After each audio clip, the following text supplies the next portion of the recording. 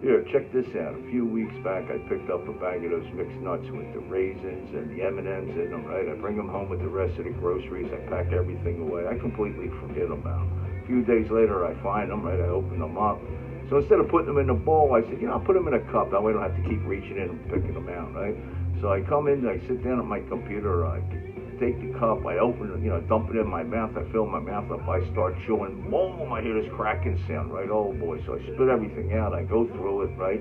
Sure enough, I find this, right? This is the front of the tooth in front of my molar in the back on the right-hand side. I said, oh shit, now what am I going to do, right? Sometimes I'll take care of this stuff myself. I said, you know what, let me call a few dentists just to see what's involved.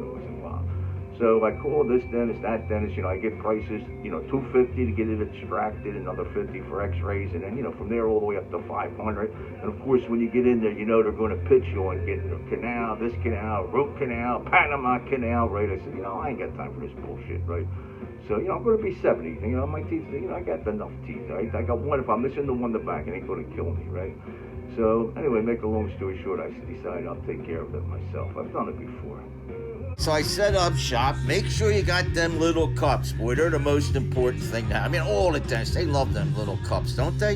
And then you got to have a few, household things, and tools that you got laying around. I'm sure you got them in the house. And don't forget one of these or something similar because, they always stick that thing in your mouth, sucking out the saliva and the blood from your mouth while they're working on you, But, and also, don't forget you got to have them finishing tools, they really help out to clean up after you get the tooth out, you know what I mean? Makes a nice job, and that whiteout whitens everything up around the tooth, that's always good to have. And boy, I'll tell you, it was a bitch. It took me a good hour to get that bastard out.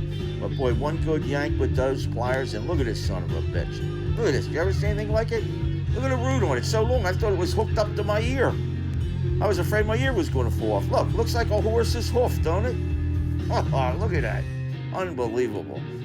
Yeah, I'll tell you, man, it was a job. It was, I got the gauze down there, that's why I'm talking a little funny. I still got some in my mouth, but, I put it next to the other ones I took out over the years. I always save it, keep a little collection. And, but this is the big boy. I mean, look at this. Look at the size of this thing.